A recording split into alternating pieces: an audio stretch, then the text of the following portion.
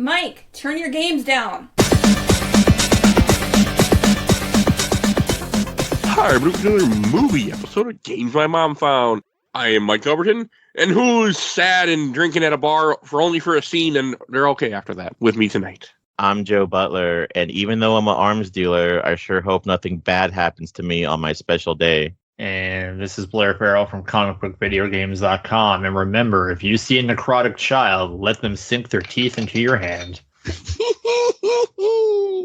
We are here to talk about Resident Evil Vendetta, the third animated film directed by or maybe not third animated film by him, but it's directed by Tatsunori Tatsumoto.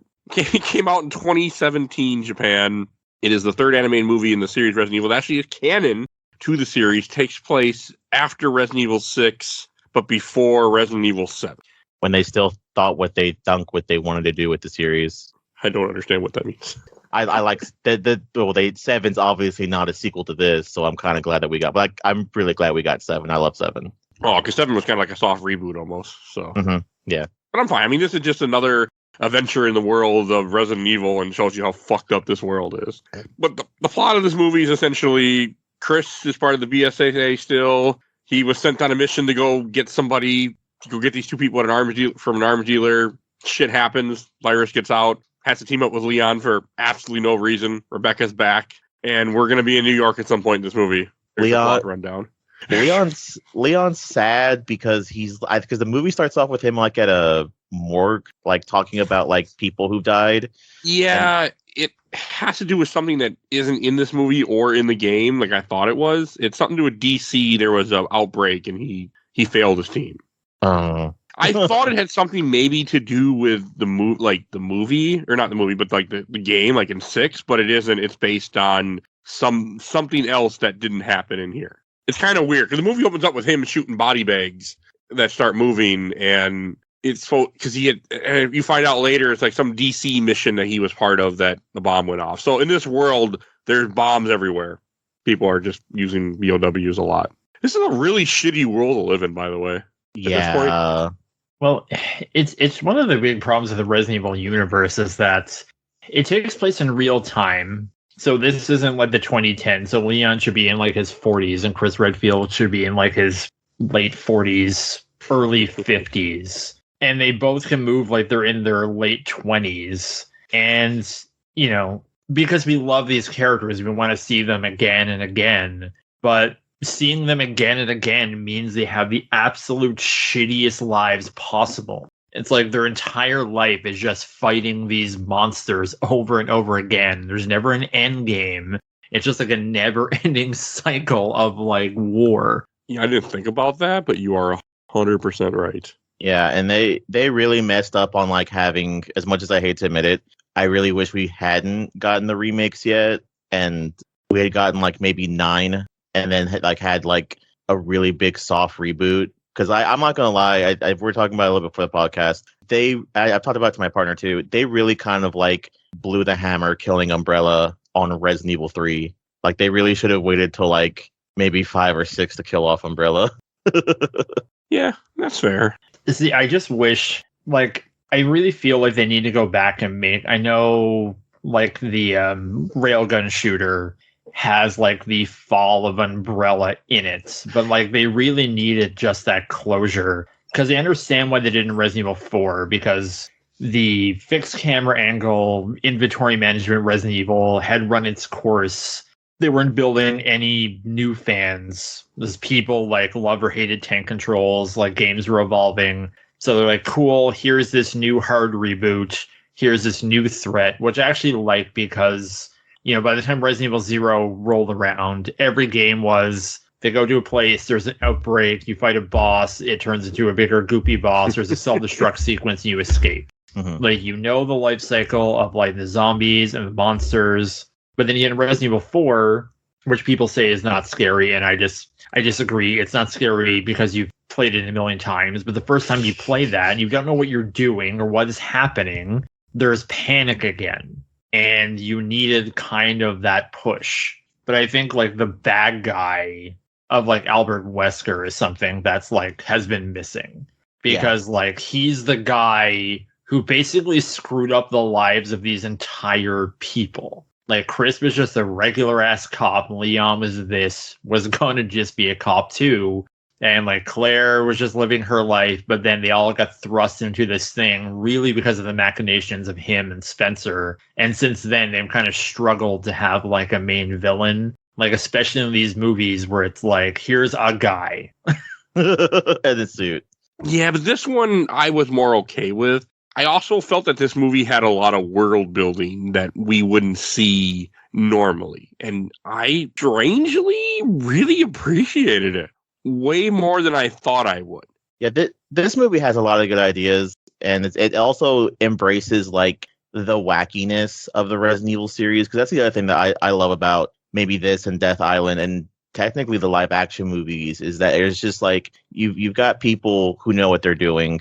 So Chris has been doing this for years, Leon's been doing this for years, and even they even do that in like Death Island because they bring back all the original like characters, and they're just I think. We talk about the other movies, like the people who survived Resident Evil, like I want a conversation of normal people just calling them freaks, because like the things that these guys do, normal people don't do. I mean, and I also the people in this world are fucking stupid, but yeah. I don't know. I really appreciated that we weren't in a, like, because normally in Resident Evil, okay, I don't remember 6 at all. So this is, 6 is like a world spanning adventure, right?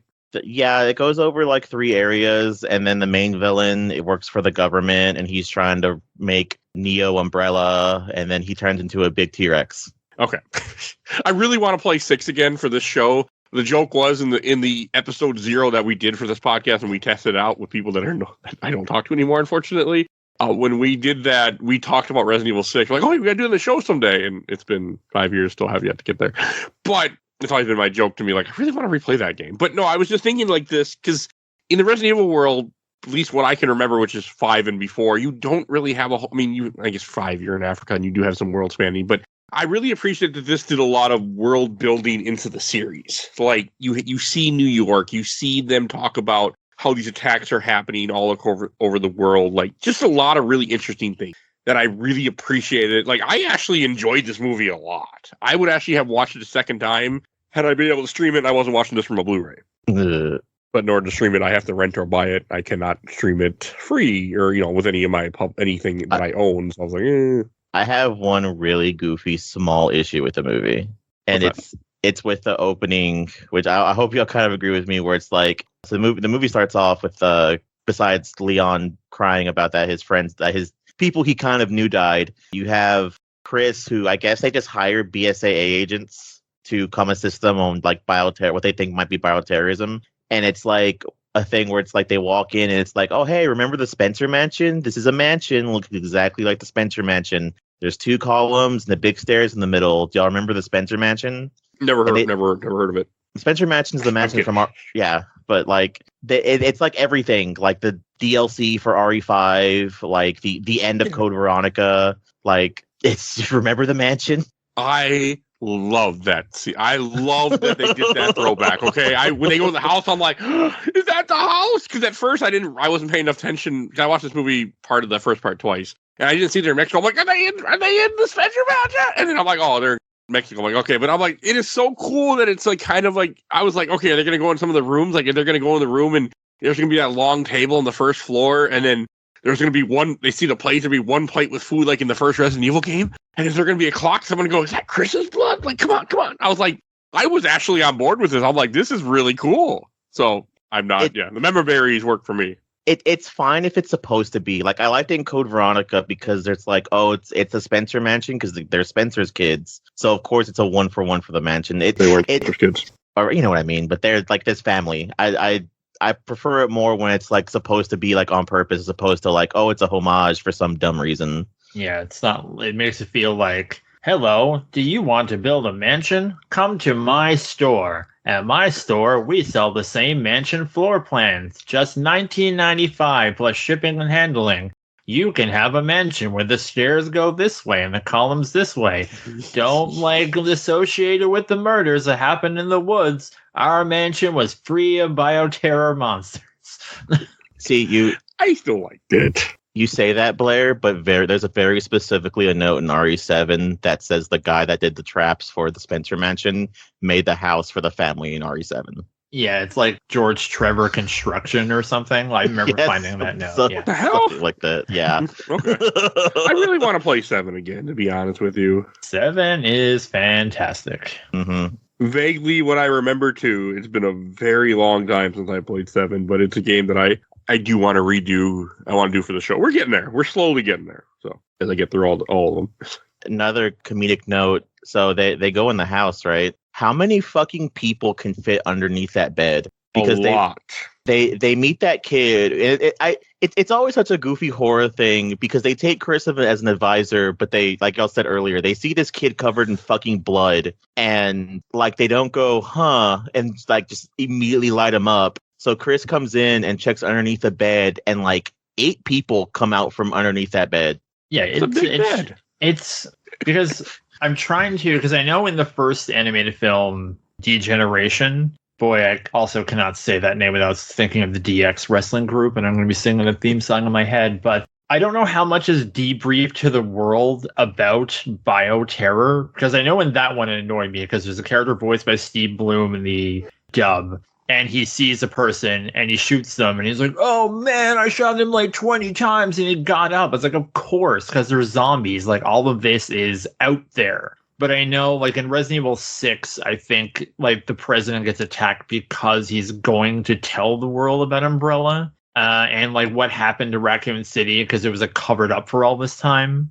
But they had the trials and these things are everywhere. And, like, you have Chris Redfield, who's there. Actually, I think the reason is, like, there's an undercover agent in this guy's operation. He's there to get them out, is why he's there. It's like, okay, if you see people and they're not responding, shoot to kill immediately. Like, don't, like, ask them how they're doing or how your day is. It's like, no, just, like, open fire. Yeah, that did bother me because, like, I can buy it that the everyday person doesn't know about some of the shit that happens in this world. I can buy that. I cannot buy it that a trained soldier sent on a mission is unaware that when you see this kid covered in blood, that you put your gun. It's not even the fact that he just goes, oh, he puts his gun down. And you think they would at least be like, hey, wait a second. Like, why is he, come on, you need to respond. Like, something before they shoot. Like, as soon as you see that face and his mouth open, that trigger should just be pulled. Like, there should be no questioning it. And yeah, they don't. So there was some weird shit with that for me where I'm like, you guys are stupid as fuck. But fine. I mean, whatever. But yeah, no, I was with you. I mean, it was just so stupid. And then, but I mean, you do get that cool scene when you see how fast this virus infects. I was impressed by that. Like, they are infected within seconds. I'm like, that's not normal for Resident Evil. And I think what is, it's so weird about all of these is they always have to invent some type of new virus. And like, even I'm glad they kind of explain afterwards is when I hadn't watched this in a while. And I was like, don't these people, are they up to date on their shots? Like, why shouldn't they all have like vaccines? But then it's like this new strain, like the animality virus or a virus, which, guys, come on, you're stealing this in Mortal Kombat animalities when you turn into a thing.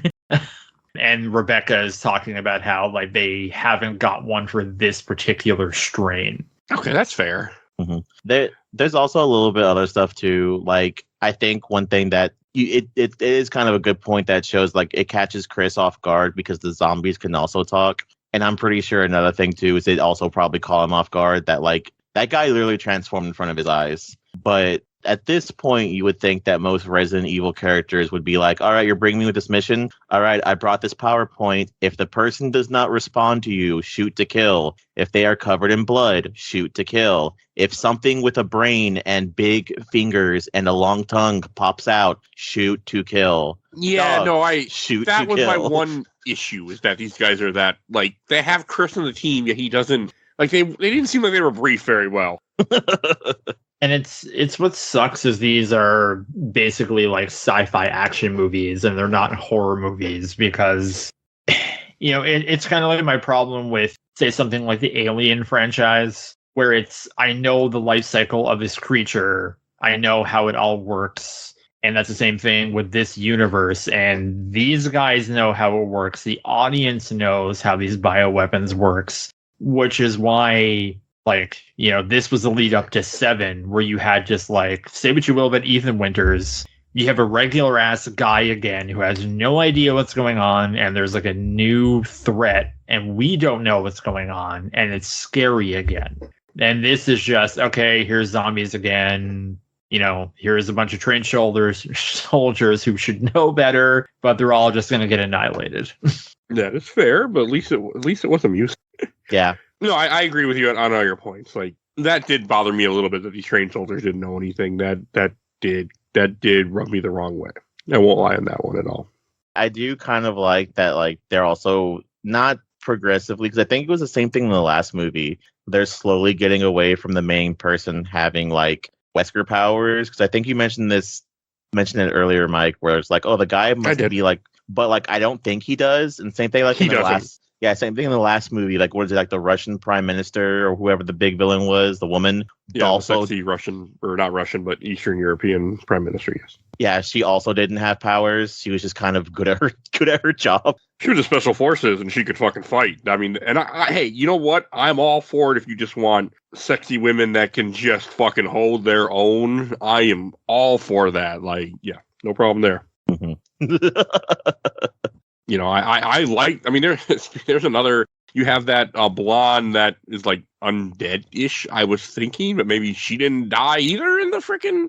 So the idea of the arms dealer guy that they end up going after, they find out early in this movie when they go to the fake mansion, he ends up there after the whole team gets wiped out. He does a little fight with Chris and takes his gun, and I thought with Wesker, but he's just really well skilled and unarms him, shoots him in the back, whatever, leaves him for dead. But you find out later, like his backstory, that he was at his wedding, and then they dropped bombs on him. Some government did to kill him, but somehow kill everybody but him. And I thought, oh, he has powers. No, he just, as Joe said, which Joe was right, karma, bitch. Apparently, that's all it was. He just somehow survived, even though his wife, he's holding her arm, she blew up completely, but he's fine.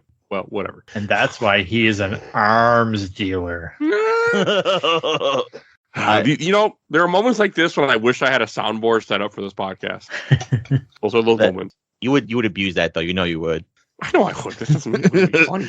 I also think it's funny too because I watched like the beginning of this with my partner. We started it the day before, like on Thursday, and we watched like the opening, and then we had to go to bed. And I finished this last night by myself. But he made a point, which I brought up in the chat too, where it was like, "You're an arms dealer. How many people did you invite to your wedding, and did you think it was a good idea? Because there's like at least a low-key chance that someone told someone where you were going to be, and they were going to bomb the shit out of your wedding, especially if you're already an arms dealer." People are stupid. There's my answer. I mean, hey, people are stupid. I can buy it. I'll take it.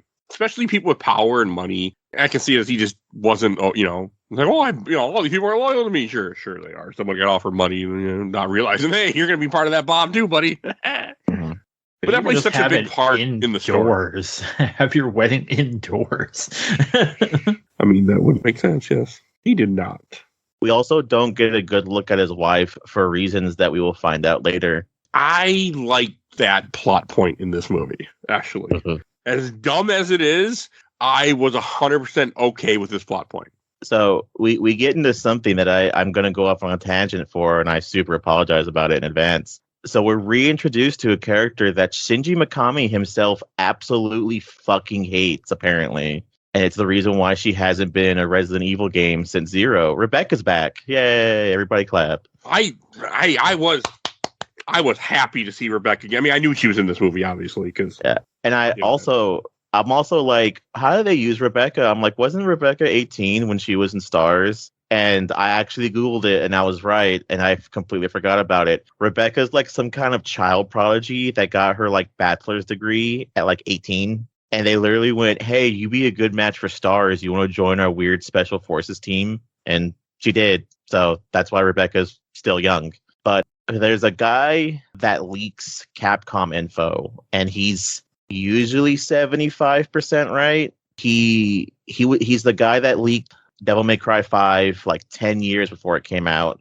And that's when people started bugging Ruben Lagnan, the guy that voices Virgil, about it. And he's like, I'm not going to be in Devil May Cry 5. And it got to a point to where he's like, look, I may be in it, I may not, but if they don't fucking release that game soon, I'm gonna start telling people about it. And then he's the same guy who, whenever the leaks for RE8 came out, he's like, oh yeah, there's gonna be werewolves and vampires and all this other stuff, and people were like, sure, buddy, and then it ended up coming true. We're supposed to get a game that's called Resident Evil Outbreak, and that's what the code for it is. And it's supposed to be that Rebecca's the main character, and it's supposed to be a Switch exclusive, and it's been like on like the fucking floor for like years, and people think that either the Switch can't run it and that's why it hasn't come out yet, and that it's also supposed to be Outbreak's a code name for it, and it's supposed to be Revelations 3, but at some point we're getting another Rebecca game, because I think he also said Revelations 2 is going to be about Barry, and that ended up becoming true too.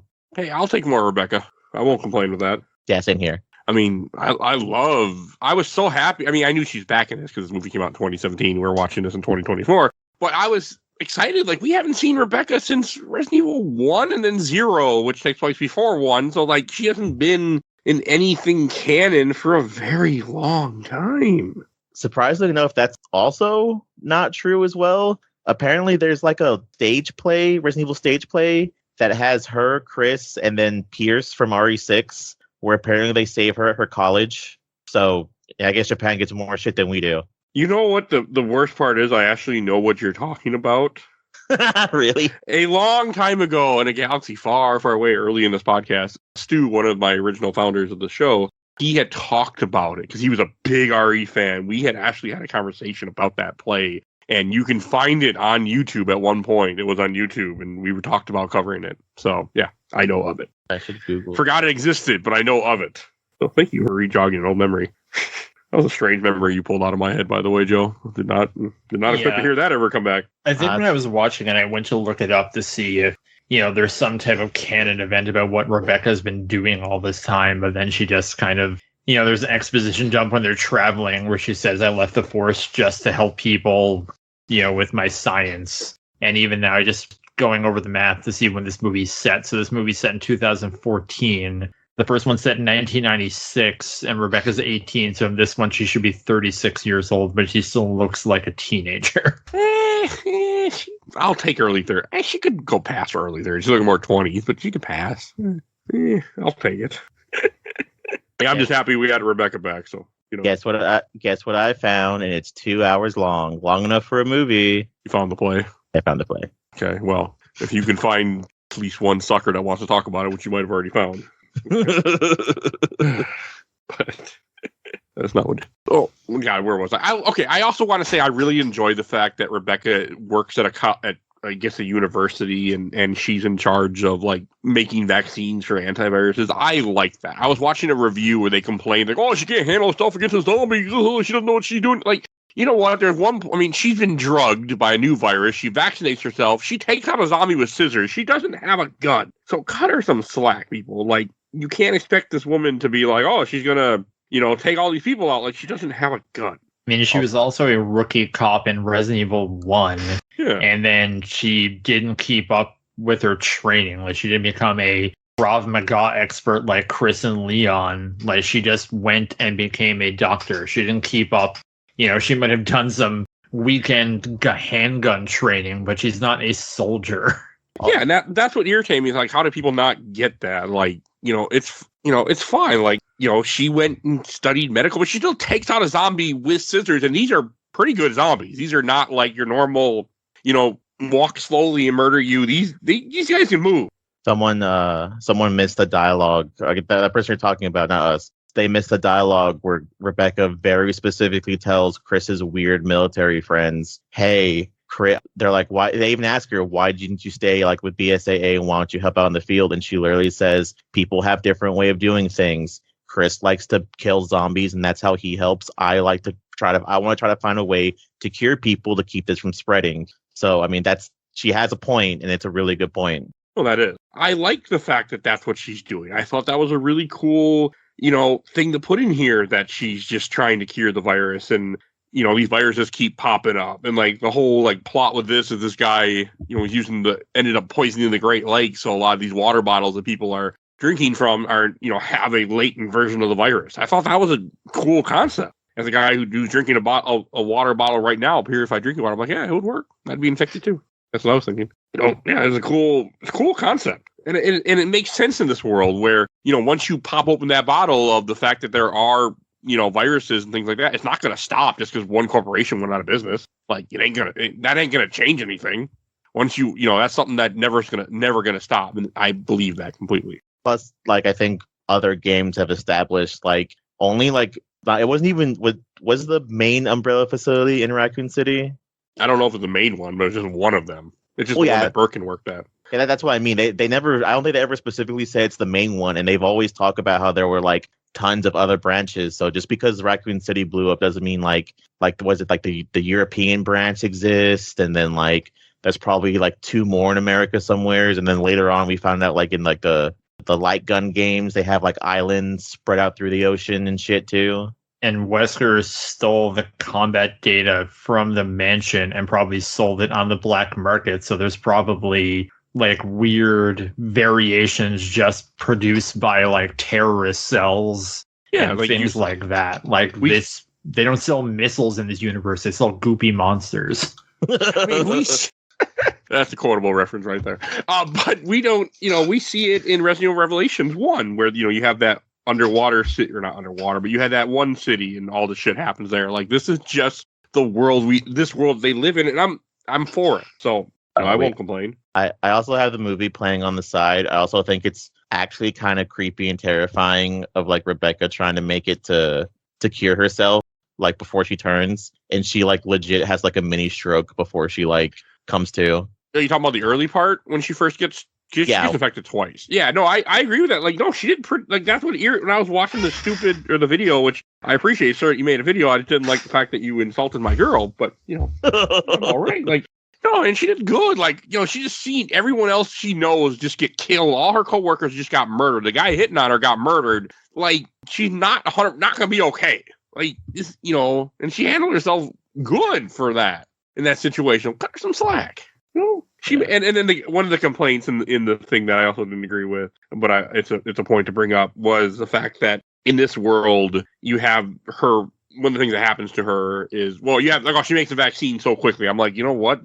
I'm pretty sure in real life we can make vaccines quicker than people think we can. Well, they said in the movie too that they know it's been happening because they're watching footage, so they've been working on it for a while. But they also say later in the movie, the guy's like, "Oh, you got the cure right, but you didn't get the thing where the zombies can't detect you or something." So technically, she kind of just made a bullshit cure.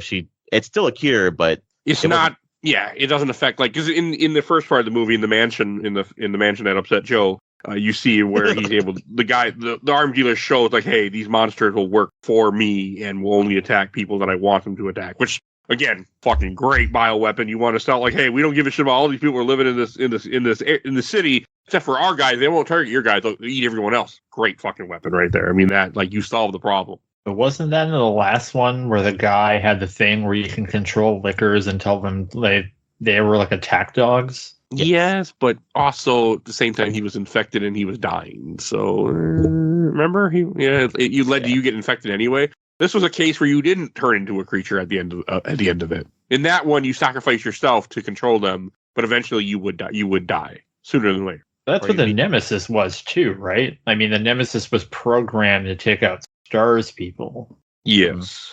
Yeah, they retcon that to where it's a parasite controlling Nemesis, right? Yes, pretty sure. Also, so I have another complaint, or not complaint, but I have a thing that I want to bring up. Like, in this movie, the whole reason they go to get Leon is because of the Lost Illuminados, which I got all excited. I'm like, oh, is it got something to do with them? So that's when they go get Leon. And I'm watching this movie, I'm like, this has nothing to do with Lost Illuminados. There's no Salazar, nothing. This guy wasn't part of that group, didn't work with them, didn't get I'm like, Leon doesn't need to be here. I mean, I'm fine. I enjoyed Leon in this. I'm not going to lie. But I was just like, you guys tricked me. Like, I wanted there to be some kind of connection to 4, and I would have been even more excited. Well, I think, like, the Los Illuminatus Los Illuminatus cult just wasn't that cell that took place in Resident Evil 4. They have, like, I guess, splinter factions all over the world. And then this guy was maybe a low-level enforcer, and I think, like they mentioned, one of the reasons why they can program it is because they use some of the DNA from the Las Plagas parasite and mix it with the virus. I'll take it. People in the comments can correct me, but I think they say something like that. You're probably right. I'll take it. That makes sense. So I'll take it. I won't disagree with it. Did y'all like the Breaking Bad reference that dates this movie? I didn't like the Breaking Bad reference that dates this movie. I laughed my ass off. Like, I literally just started laughing when that scene came on. When they did that. Like, I am fine with that. I mean, it don't really date it. Breaking Bad is a good show, and it's still... you can still say it to somebody. If I went out and I said it to somebody, there's a chance I could have... other people are like, yeah, you're right, the show's really damn good. Like, so I'll take it. But you are right, it does date it. I mean, it's less dated than that other character in the last one who kept saying bro and how he had all his bootleg American action movie DVDs. I fucking hated that guy. I will give you that one, Blair, because that guy was actually super. Didn't he say something about like Die Hard or something like that? I don't know. I don't know. He's just talking about like, oh, I've seen every American action movie and no bootlegs. They're all officials, bro. Hey, that dated itself too, because he was talking about physical media. So it dated itself right there. But someone just got very upset with me for that joke. But that's where we're headed, buddy. We're there. I mean, no. In this movie, those characters weren't stupid. I enjoyed the special forces guys that are part of Chris. Why he only has a 3-man squad when you're dealing with freaking New York City is being just attacked, and we'll send 5 guys. But hey, whatever. Resident Evil, I'll take it. That didn't bother me. But, they're coming. They're just running behind. And they're like, oh, there's people down on there. You just don't see them because it's a big city. Completely okay with that. My only complaint was when they're in New York City, Leon and Chris have to take out the first tanker, lose a guy, and then after that, like, yeah, just take the ship and just shoot him down with a plane. I'm like, that makes way more sense, buddy. Like, why are you guys literally having a guy drive by and throwing grenades at freaking tankers? Like, you have a plane. Shoot them. Oh, we missed a huge chunk of story real quick. But I do think it's funny because when I first watched this, because I think when I watched this back in the day, I pirated it. But I think it's really weird that they switched, because this came out after 6, and I think it's weird they switched Leon and Chris's like personalities, because now Leon's a drunk and Chris is like the Boy Scout, as opposed in 6 where Leon's the Boy Scout and Chris is drunk and upset because his boyfriend died, or his teammates died. Pierce dies at the end. I forgot. My bad. But it's been a while. I need to replay 6. You really don't. I liked it. It's like iconic monsters from the series. Your lickers, your infected dogs, Plant 42. None of them hold a candle to mutated Derek. Hey, I'm still excited to replay 6 when we finally get there. When I run out of the Resident Evils to put on the show. So you probably, depending at the rate I'm going, you got a couple years. Who's your favorite? I don't know. That's a series that I thought we would have covered a lot faster, but then as the hosts change on this podcast, I haven't kept up with it because I don't want to. So, that's a problem. So what one's next? We did Code Veronica and we did 3-make. We got Revelations 2, we got 0, Outbreak 2, which I don't see myself doing. Then technically 5 is coming up. So 0, 5, Revelations 2 are the main ones of the stuff that I would do. So. Oh, and 8. Don't forget 8. Well, yeah, but I have to do 5, then do 6, then do 7, then do 8. So I'm getting there. It's going to happen. I just dragging my feet. That's one reason we're doing this, because timing just lined up where I didn't have any plans. And I'm like, let's just get this shit over with so I can put the Blu-ray away. But I have a Blu-ray 3-pack of this I bought years ago, and I've been trying to get through these movies. And I purposely left it out in front of my TV in my living room so it would always be there looking at me like, you need to watch this, you need to cover it. But I think this movie has a lot of like plot holes it does, or like plot points it doesn't wrap up or doesn't explain. Because we were talking about how like the Los Illuminados doesn't really go anywhere in this. But there's also like a storyline where the guy's like, Leon, you have to help my family. And I think Leon answers the phone and then doesn't give a shit. He doesn't respond. Like, yeah, he answered the phone. She's like, husband, are you there? Husband. And you hear the little kid in the background. Let me talk to daddy. And I'm just like, okay. Well, this is when they go to the bar in Spain after they meet up with Rebecca and the thing happens at university. And they go to recruit Leon. And when they go to recruit Leon, some random guy who was, I guess, an escapee of the Los Illuminados cult, and one of them comes to him with a memory card or his phone. He has information about them. I think he was an informant for Leon who screwed him over, and he was the reason why the attack in DC took place, and then he was like, "You have to save my family." And then Leon says something to the effect of, "Well, the last time I worked with you, you nearly got me killed and got all my friends killed, and now I'm supposed to help you with your family."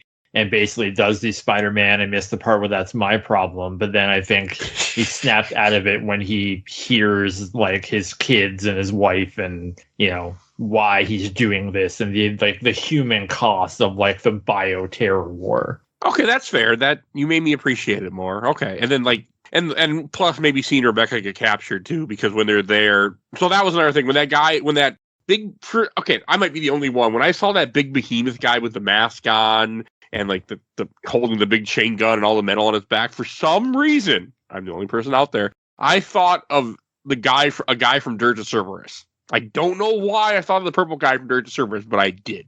That's fair. Gave me more vibes of the Slaughterhouse or the Splatterhouse remake. Never played it. I own it for 360, but never played it. No, he reminded me of I know Mike. Have you ever like actually like physically played 6? What was the question? Have you played 6? A long time ago. Final Fantasy 6? Or No.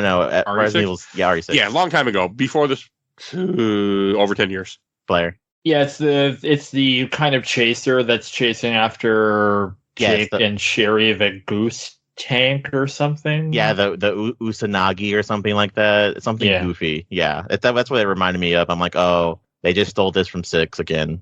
Oh, I know what you're talking about. Okay, I'm okay with that. I forgot what you're talking about. Man, 6. And I looked it up. Yeah, 6 was. I played it in probably 2012 or 2013. Or no, did it come out late 2012? I played in early 2013. I remember I got that game pretty quickly because I was really excited for it. That's okay. I was too. I went to the midnight release for it. Oh, I didn't pay full price. I paid like $20 on a GameFly sale, so I was happy. I was day one for all Resident Evil games, and I played the demo for 6, and I never played it until it was $5 used at EB Games.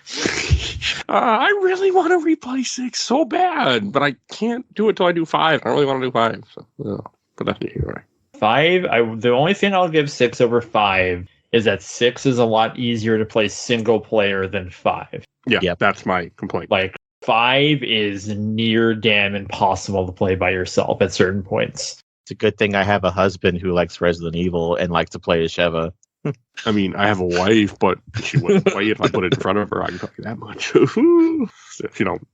She don't like shooters in the first place. So yeah, that's one reason why I haven't done it, because I talked about it back when my other co-host was on the show. We were talking about doing 5 because we were going to play it co-op, but I'm just like, that's my issue. I have to play it co-op, and I don't know if I'm going to be able to because my gaming schedule is very out there the way I play games, and it's very hit and miss. Like when I have time, that's why I haven't done it yet. Can we get into the point or the plot point about why Rebecca gets kidnapped by Glenn Arias?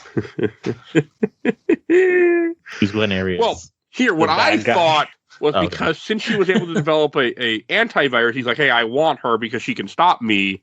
That's what I thought. And I'm like, that makes sense. Blair, why don't you tell me the real reason the movie did it? So I really wanted to get into this because I hadn't watched this in a while, and I knew it was... He wanted Rebecca because he looked like his dead wife. And I was hoping, even though I knew it wasn't the case, but I couldn't remember because I haven't seen this. I actually saw this in theater. Lucky. Yeah, there was like 3 other people. I was actually shocked that it came to where Still in lucky. my neck of the woods. I'm with Joe. I was hoping, nay praying, for a Sons of Liberty thing where he had to cut off her arm to put on his wife's arm so her wife could take her over. Hey, he was getting there. He wanted to cut off her arm, but in some other reason he decided to infect her. But hey, whatever. I love the look on her face, especially because like she's looking around and there's like his family is like zombified and locked up in chests. I'm assuming in pieces, because they're not like full body chests. They're like the size of like your basic Foot Locker. Well, they also were bombed, so maybe he doesn't have only so many pieces. I think it's funny because the whole situation happens and he's like, I'll take her arm and attach it to you and then you'll love me. And she has this look of like, oh, you're batshit crazy. Yeah, that is the right way to look, okay? And the 2 heavies like the not Jill Valentine and the not Resident Evil 6 monster, like those were wedding guests or something? Or like family members? So here's the weird part is that it also gets really weird because there's a picture and the guy with the face mask is his best man. But in the picture, it's his wife, but the woman's not the same woman. So we don't know where she came from. Which woman? The woman that the Jill knockoff. The not Jill Valentine. The Jill knockoff, I guess, is his sister. Probably. No, there's a comment in this movie that I didn't realize it, or I was reading something somewhere, or maybe the YouTube, but it's because there's a comment of that big hunky. No, in the movie she says that big hunky thing is father. She calls him father, and it turned out that's also the arms dealer's father, so it makes him her sister. Oh yeah. Okay. So not Resident Evil 6 monster. His name is Diego, and not Jill Valentine's name is Maria. And their father and daughter and close friends of Arius, according to the Wikipedia article, which I just have up because I just need to get some general plot points.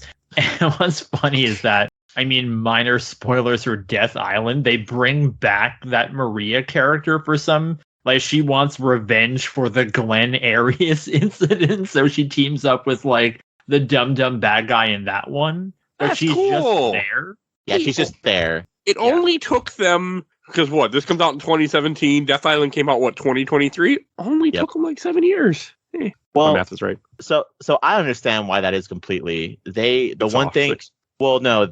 made a whole new engine to make the movies, and like I don't think they liked using it very much because it's not the engine that they used to make the games. But now the games, the RE engine that they have is like absolutely like astounding. Like if that thing goes from Devil May Cry to Monster Hunter to Resident Evil, like I'm honestly shocked with how much shit they can use for that. So them using it to make the movies now doesn't surprise me. Well, the new Ghosts and Goblins game that came out, or Ghouls and Ghosts, that used the RE engine. Holy shit, really? That's amazing. Yeah.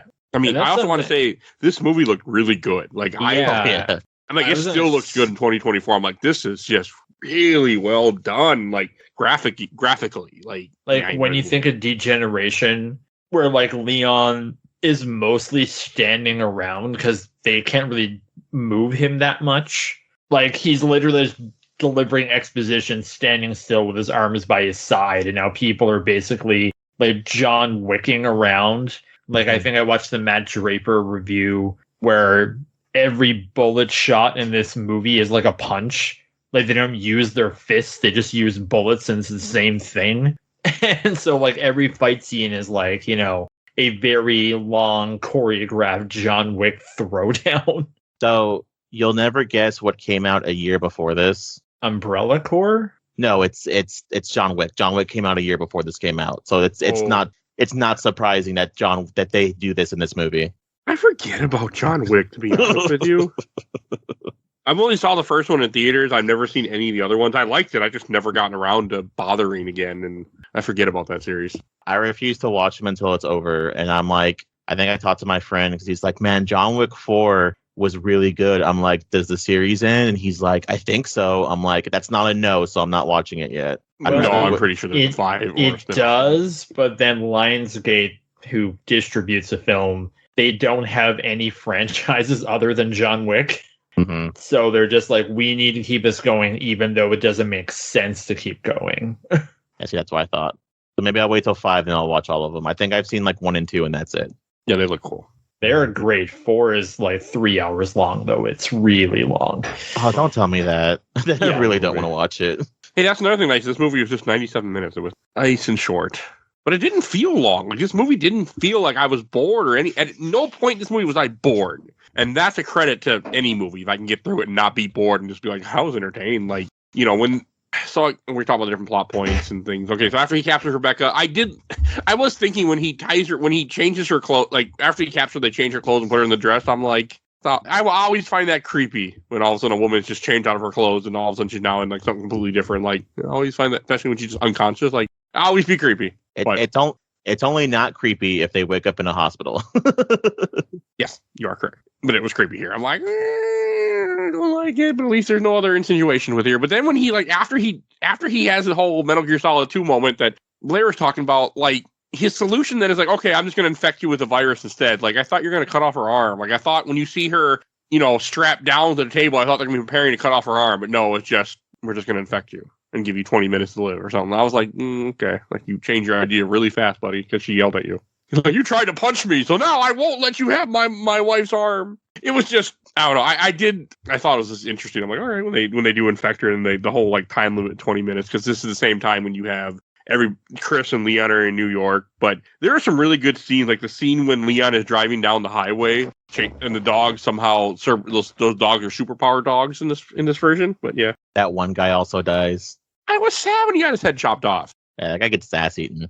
Yeah, like what guy? It was one of the random 3 guys that was in the plane with Chris. He goes to them in the van. The van starts making noise, and they're dumbasses. Like, it bursts open, and they get killed by the dogs. Or he gets killed by the dogs, and then Leon drives off in the motorcycle. Yeah. As we're recording this on a weekend, I watch it on a Monday, and things have already left my mind about what happens. Although this movie will not last in my brain. So by the time we publish this, if we're recording this in late January 2024, and the earliest you're going to hear this, depending on what I do, is either going to be most likely April. I won't remember shit of what I said this episode or what happened in this movie. So when sometimes Richard will message me like, oh yeah, you said this. And I'm like, I got no fucking memory of this. It's been months. So this will be kind of one of those moments. I remember anything that I said. So I get it.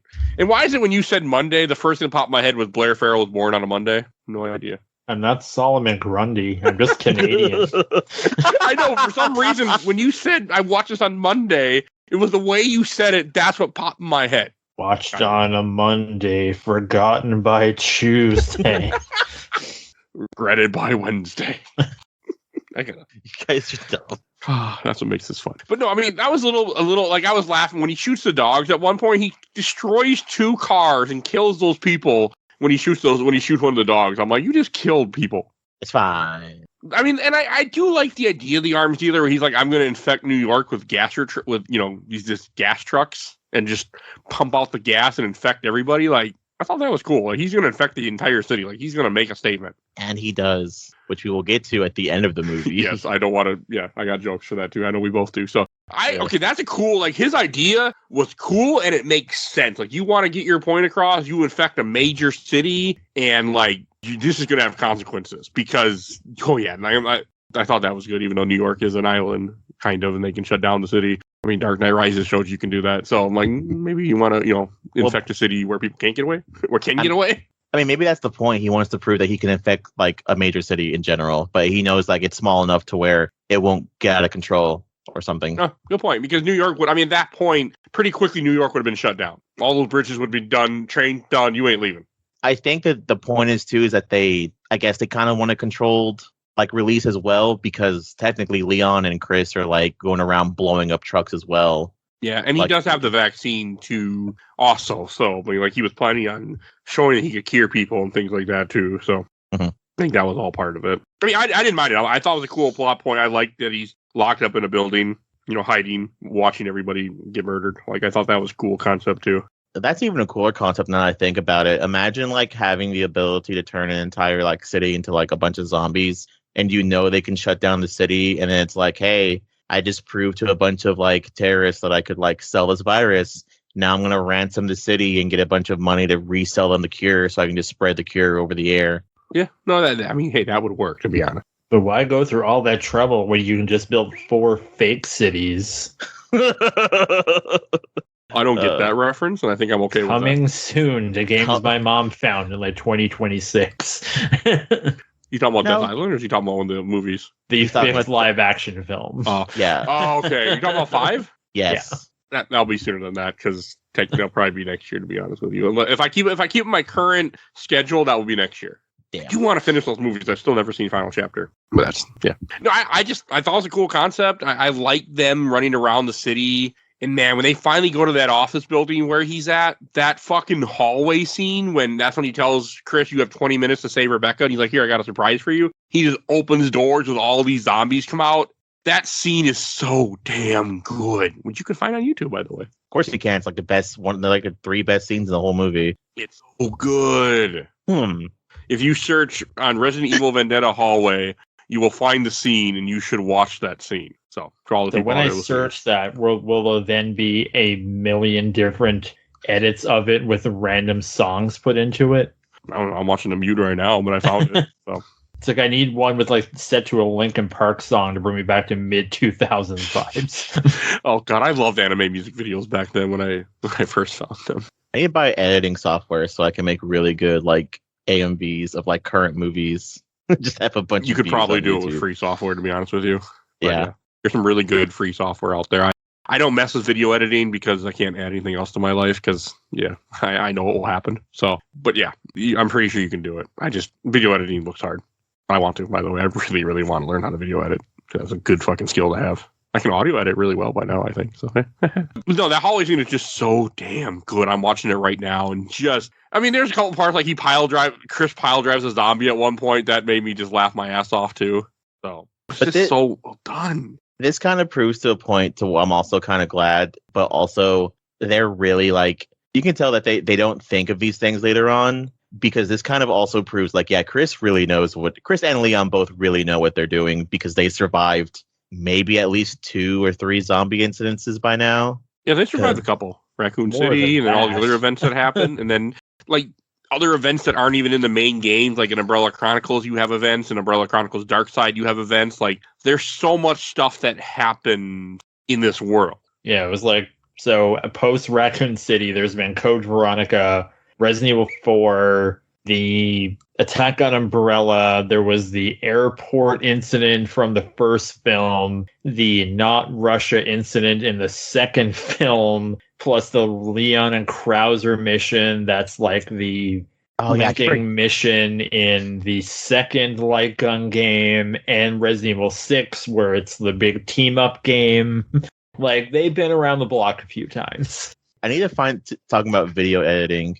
I need to find the video for y'all where like this dude because you see them doing all this cool tricks and part of you's like, I wish they could do this in the real games. It's like someone put up a video that's called like playing Resident Evil 4 remake like Leon Kennedy, and it's like a scene where like Leon's fighting like the Los Illuminados in the castle, and he's doing backflips, he's doing like knife blocks and like all this other cool shit, and it's like I could never do that myself in game, but it's cool that there is kind of proof that they are becoming more and more badass to this point. I mean, they're also trained killers and they're in shape and so I'll buy it, and they're video game characters, so they have that going for them too. But I also want another thing about that fight that I think is so good is that Chris has like this M16. I don't know if it's M16, but he has like an assault rifle where Leon just has a handgun. Honestly, a handgun makes more sense in close range, but it's very cool how they have that, and just the way that this scene goes. Like there's a 5-minute scene I'm watching right now, the clip on YouTube, and it's just so fucking good. Like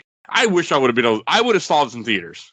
Had I going, my wife would not have wanted to go with me, but I would have saw the theaters for sure. But isn't Chris Redfield, well, his gun, isn't it not a Lancer as well? Isn't there a knife at the end of it? There's a knife at the end of it. Yeah, there's a knife at the end of it, and also there's a grenade launcher on it too. Don't forget, this came out a year after John Wick. Do you see Leon doing the weird John Wick thing where you turn the gun to like absorb recoil? Don't forget, this movie came out after John Wick. You see, I have no idea what you're talking about. So I've seen John Wick. That was so also long in like Splinter Cell Conviction too. Man, you mentioned that's a series that I really want to do on this podcast. Same. I haven't. I mean, the more years this show goes on, the longer I will get to things that I really want to do because I'll run out of other stuff. So it'll happen. Prince of Persia. We did the first one. We did Sands of Time. We're actually doing Warrior Within later this year. So. Oh crap! I missed Sands of Time. Well, I definitely want to be in Warrior Within then. All right. On the schedule. It's not till like June or July, my plan, but yeah, it's happening. I'm trying to do that series. I wanted to do it I've been trying to get Warrior Within on this podcast for like a fucking couple of years at this point, so it just hasn't happened yet. But yeah, I also want to watch that movie too again. The Prince of Persia movie? Yeah. It's okay, but like I don't know why they picked Jake Gyllenhaal. Because he could sell tickets? I guess. I mean, that's really all it was. But yeah, well, I want to see that movie again. I want to cover this podcast for some random reason. But I liked it when I saw it in theaters. That's not why we're here. So finally, they get to Rebecca. They save Rebecca. 10 minutes to spare, but they don't have the vaccines. They just carry her around. So I thought that was good. And this is when you have the gunfight on the roof eventually, where Chris does gun fu with the not Wesker. Oh, you mean where he fights his gay thoughts? That was hilarious when you posted that in the chat last night. Yeah, because they very much do not shoot each other. Like it's very much just like dodging and rolling around on the floor and like almost close calls. And it's just when I saw that, all I could think of is Chris going, "Can't catch me, gay thoughts." See, all I could think of, it was funny because I turned in really early last night and I woke up to all of these messages when you guys were talking about that. But all I thought about was Archer, which is the only show where they mention or they bring up the fact that if you shoot a gun next to someone's head, they're going to have ear damage. And all I can think of is just like Chris and this guy, and they're there, and Rebecca's like, "Oh, Chris, we have to save you," and all he hears is "ee," because like he just has tinnitus from like gun punches being shot next to his head. I mean, if this movie wanted to be accurate, yes, that's what would have happened. But this movie didn't want to be accurate, so that's fine. Hey, you got Baby Driver for that. You can watch that movie. Listen to that podcast episode we did. Because in Baby Driver they do that, where the guy shoots next to his ear at one point and you can't hear anything. God, that fucking movie's good. Is that like the beginning or the end of the movie? End of the movie. Okay, that's like, because I've not gonna lie, I've never seen Baby Driver, but You should. yeah, You really should watch that movie. Theater, and then I haven't seen it since. Didn't that guy, the main actor, do something weird? Yes, two of the people in that movie are problematic. Let's just say so. we'll talk about it after the podcast. But Yeah, but no, there's things that we talk about in the episode. But yeah, there's things for two of the actors in that film. So yeah. I like the Chris and him fighting on like the pane glass, and you think Chris might die. Also, this guy goes out like a punk bitch too. He just kind of falls to his death. I think that's also really like. But he doesn't die. No, he's dead. He's part of what. When he sees Diego puts him inside his body, and then he's controlling Diego. Because when they do the railgun scene later, he goes, "Diego," or "Father," or something like that. It was Diego was the other head that gets blown off. Diego was also the guy that we talked about earlier with the iron mask on and in the big mech. Looks like a freaking golem. Wait, really? I believe the term you're looking for is DNA Digivolve. Shut up, Blair. Digivolve, digital monsters, Digimon champions. That's all I remember. Digital champion. I don't know how like into that like Digimon you were, Mike, but like not much. Okay, at some point I would need to get you to watch that goddamn fucking the movie that came to America. Hey, if the show keeps progressing, you know what? The more and more shit I'm willing to do. So hey.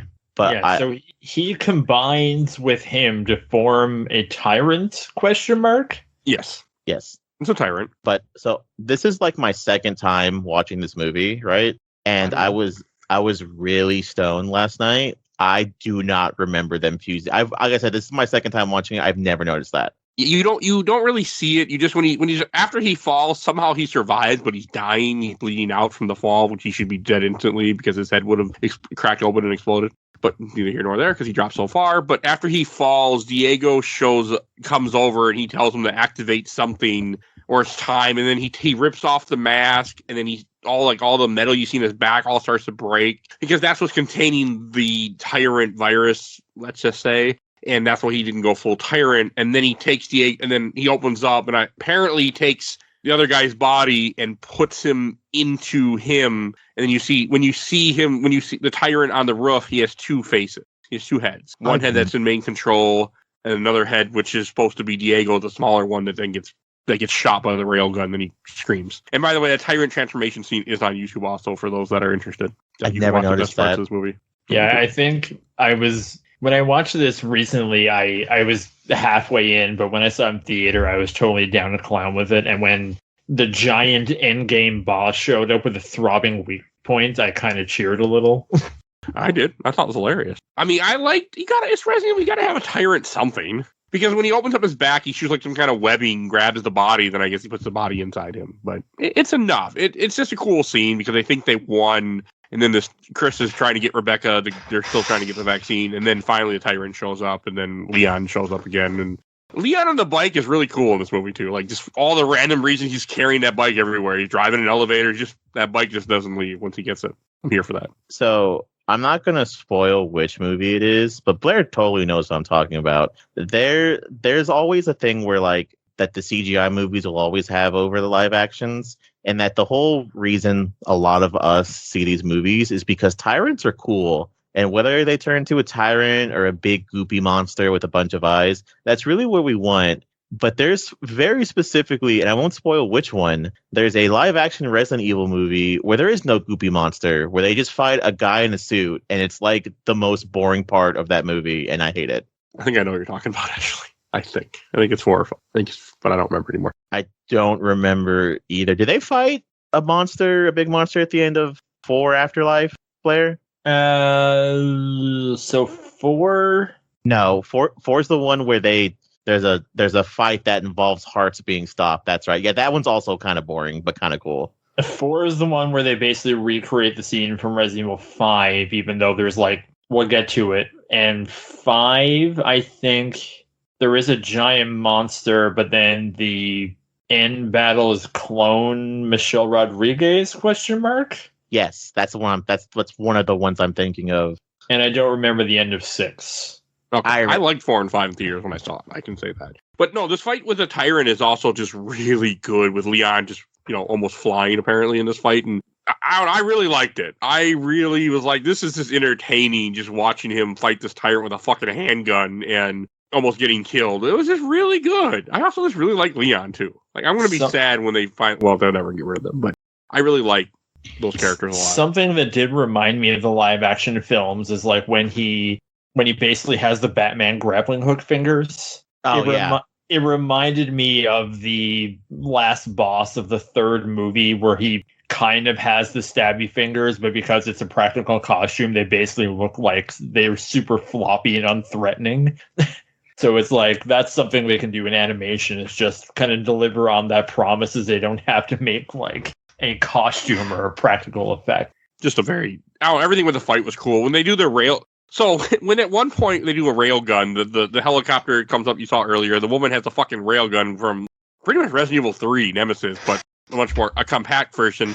She only takes out part of the monster. That's when he screams Diego. And she takes out 4 or 5 buildings, it looks like. That you see that thing hit these buildings, and some of those buildings are falling. She just killed thousands of people to do one shot to this monster. Because there's still people around. So that's what I was thinking. Is it really worth it? That's a lot of collateral damage. I'm just glad the BSAA comes fucking prepared. I'm so used to these games being oh, we kind of got it on the skin of our teeth. But I think it's also cool Leon fucking shoots a fucking motorcycle into him as well. I also thought most of the people in that plane were dead, but then they both survived at the end of this movie, which made me happy too. I like them a lot. I didn't want to see them die. I would have been sad. No, it's just a good scene. It's just very entertaining. And then when they do finally beat the Tyrant, they beat him by the video game way of shooting his weak spot. That's fine too. How does he kill him? He throws a motorcycle into him, and then I think he shoots the heart or something. Or no, he shoots a grenade into the heart. That's what it was. Chris does. Chris refound his gun that he lost. I could have sworn he lost it 3 floors down. Yeah, he lost. I think he loses it in the hallway, but who knows? Let's not. You're looking for logic in all the wrong places.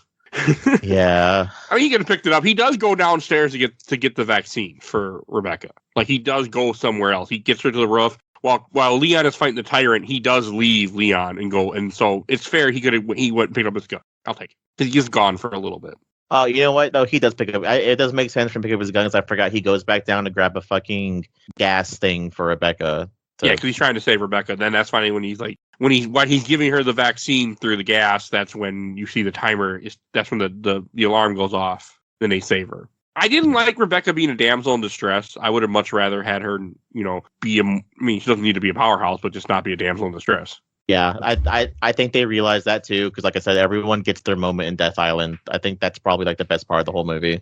I do want to watch Death Island a lot. Now that I know it's on Netflix, I really want to watch it. So, but I feel like these movies, I can't do them too close together. So, I don't really care. Blair, do you care? I'd rather skip Infinite Darkness. Same. Now is another thing too. If it's on Netflix now, by the time you get around to it, it might not be on Netflix. No, it won't be on Netflix by the time I get around to it. I already know that 100%. That's the reason why I'm like, well, maybe I should do this now, not later, because it won't be there. We'll see. Nothing happened in Infinite Darkness. I'm not gonna lie to y'all. I've never watched it, but from what I've heard, I don't think legitimately nothing happens. And the only funny thing from that show is a meme where Claire's still part of TerraSave, and she's like, "Hello, little boy, how are you?"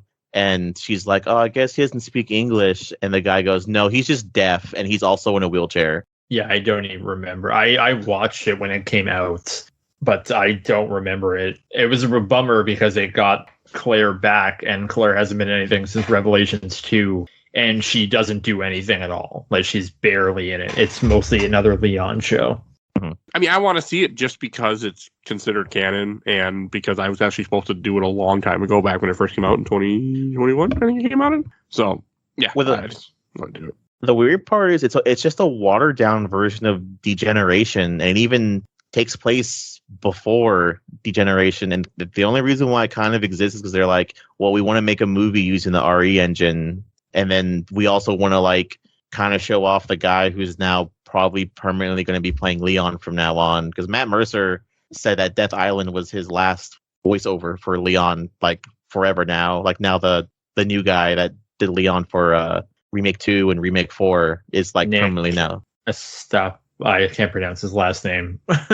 Infinite Darkness takes place right after Degeneration in 2006, where Degeneration is late 2005. So that's stupid. And Degeneration is right after Revelations happens. So, and Infinite Darkness is right before Resident Evil 5. Okay. Yeah, I mean, none of that really matters. I like doing the whole series, I guess. These things are in canon, but because they're, the offshoot films, nothing of consequence is ever going to happen. Like, it's almost like on wrestling when you have like Raw and then there's like a house show. It's like the championship is not going to change in a house show. It's going to change on like Raw or a pay-per-view event. Like you're like Chris or Leon's not going to die in the next Resident Evil animated film. Like it's, just going to be another sci-fi action film, which I think these are characterized as more than horror. This wasn't horror. I mean, the first one I think could be more in that level of horror, but that's it. And I think you have to use these characters to sell the concepts people to say like, oh, here's Chris and Leon. But I think it would be great if they use these to tell like smaller stories with like nothing characters where you don't know what's going to happen to them.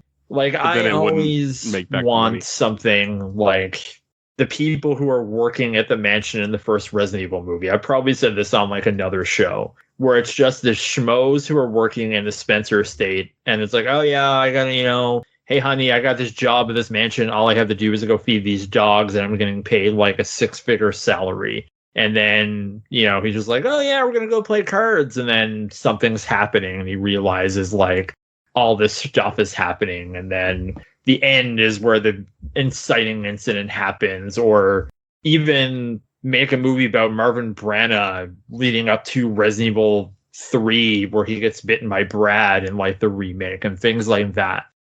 Take those smaller characters and build those out. Yeah, I'm worried Capcom like legitimately doesn't know what they're doing, because there's like a really good moment in 3, because a lot of people we played 3 and a lot of people skipped 3 and said that was boring.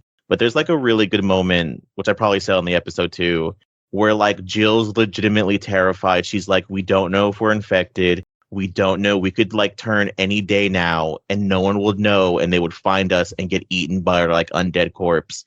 And I actually would like to see that expanded upon. And maybe we might, because we're supposed to still be getting a remake of 1 still again. But like, we don't need a remake of 1. I don't know. I mean, I'll play it. Who am I joking? Part 2, so like, yeah, we just need a remake of Code Veronica, which I think is rumored to be happening. It's either Code Veronica or 5. You don't need a remake 5. We need a remake of 5. I just want Resident Evil 9. I don't care about these remakes anymore. Oh, we should talk about the ending of this movie. Yeah, haven't done that yet. So after they kill the tyrant and all that shit happens, they end up releasing the vaccine gas into the city, and you see people that changed earlier go back to being human. And all I could think about is, this is fucking terrible. Man, I sure hope nothing bad happened while I was turned to a zombie. I ate my boyfriend.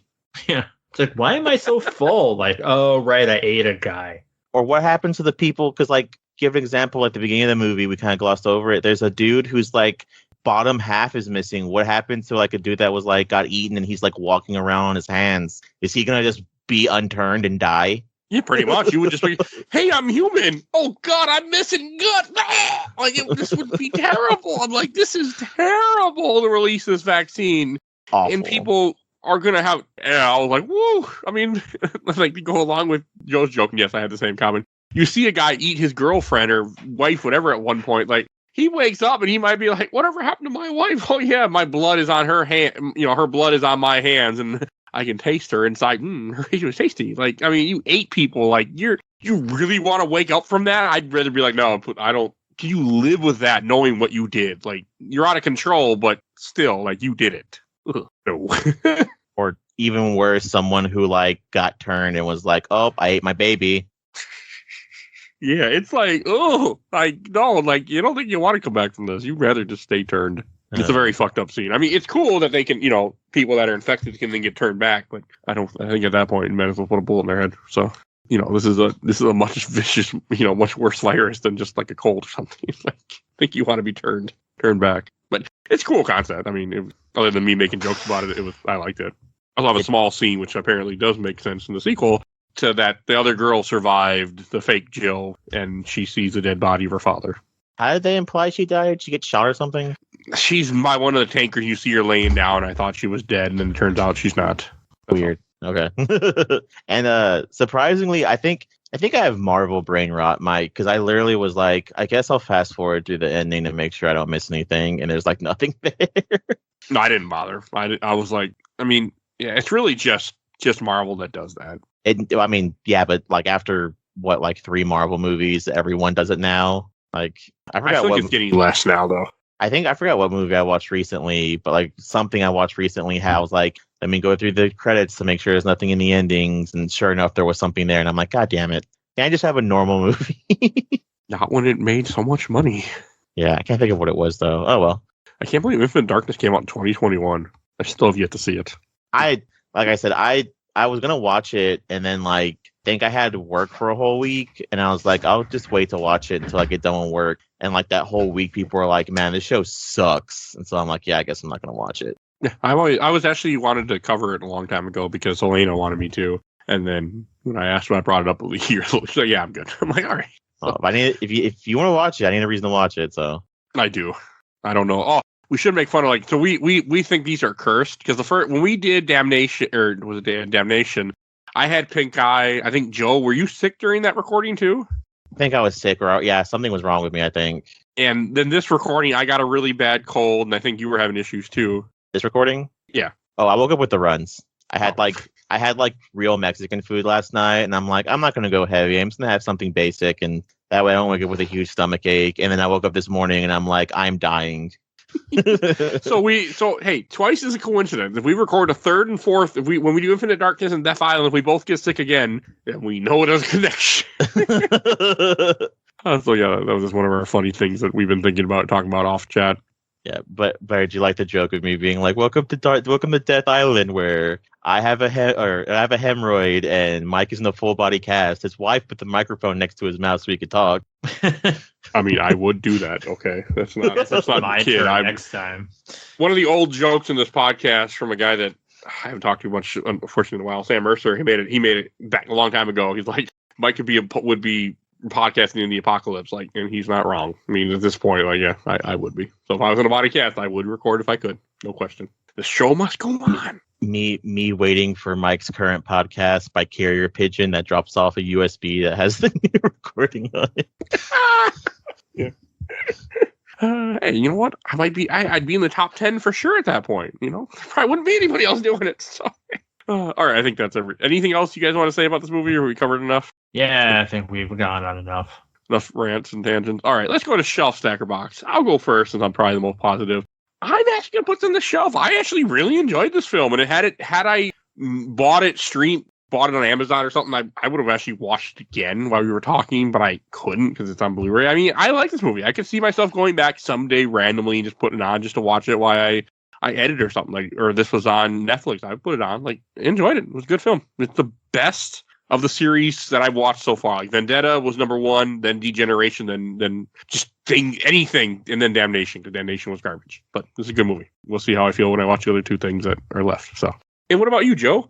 I would put this on the shelf. Like I said, one of the main things I like about this movie is it incorporates the really goofy quirkiness that all the movies really should do. At Death Island, like I said, it doesn't really hold a candle to this one, but still kind of makes a point. But like, I love even though, like I said, it came out a year after John Wick, and you can very much tell that makes the movie too. I love seeing them like actually whooping ass and, actually fighting zombies, as opposed to them just kind of like the whole movie being about plot and moaning and complaining about stuff and then nothing happening the whole movie. And yeah, so I love this movie, so it's very much going on the shelf. And Mr. Blair. I'll put in this stack. I don't hate it. Of the animated films, it's the most entertaining, and the one, if I ever needed to watch one again, I would probably put on over the other ones, but it's not something that I can ever see myself watching again. Like, it's not something I would put on just for fun. Like, it was nice to talk about it for this show, but I think I'm good for a while. Like, it's so inconsequential to the whole franchise, especially considering where it takes place and what happens after, that I think I'm good for another couple of years. Okay. Yeah, no, I mean, it'll be a while before I ever go back to this. But it's just, I didn't hate it. So, that was impressive. All right, I think that's everything we need to say. And Blair, where can we find you at? Find me on various social media platforms, at Blaircade. You can also visit my website, comicbookvideogames.com. I haven't really been active that much in the new year. Still trying to struggle to find time. This will be out in April, so you'll probably be able to read a review of Suicide Squad Kill the Justice League, or, whenever the episode drops. That will be the most recent March or thing. April. I have ideas that I might do, because I'm going to have way too much fucking content if I don't, so we'll see. And I guess go to the Comic Book Video Games Facebook page as well, and you'll see when I post stuff there also. All right, and if you enjoyed this episode, there are I'm just going to say at this point, over 600 episodes of this podcast. You can find everything that we do on Podbean. Apparently, the whole show is on Spotify, too, and I've been going through it, and they actually have the whole show. I was really surprised that because before it didn't hold the whole show, but now it has all my episodes. So I'm like, all right, I guess people click on enough to make them want to do that. So you can listen to everything we do. We do video games, movies, comics, whatever the hell people convince me to, or I convince people to talk about. So go through our giant catalog. You can search everything right on Podbean, nice and easy. Type in Metroid, type in Resident Evil. You will hear all our content. Plus, in the show notes will be every Resident Evil episode we've done before this in the show notes, just to give you a quick link to direct to those episodes. So if you want to listen to that, get more Resident Evil. We've done lots of it. You want to support the show, we do a Patreon. Little dog, you vote in our Patreon poll. You will see a link in the show notes to all the stuff to that. Please join us. I mean, I appreciate anyone to support the show. With Discord, please join our Discord. We need more people to chat with. So you will see a link in the show notes for that too. We haven't getting more people to join, so people will listen to me talk about it for episodes and episodes. But I'm always happy to have more. So join our Discord. And when you're shopping my awesome intro and outro courtesy of Helena at Hell Halfway, you can follow her on TikTok and Twitch and Instagram. You'll see a link to her link tree. Definitely go check her out. Great person. And when you're shout out to Bill Tucker, his own podcast, Gamer Looks at 40. He started like 3 years ago at this point, I think he's getting to. So definitely go check him out. He's on the show all the time. And give a shout out to No Matches Fantasy, our podcast that I work with. And please follow us on Facebook, Instagram, Twitter, Threads, Blue Sky. I feel like I'm forgetting something. TikTok. I am making videos once in a while. And YouTube, audio only, but we are on all those things. You can catch us there. And I think that's everything I need to say. So we will see you guys next time. Bye, everybody. Bye. Bye.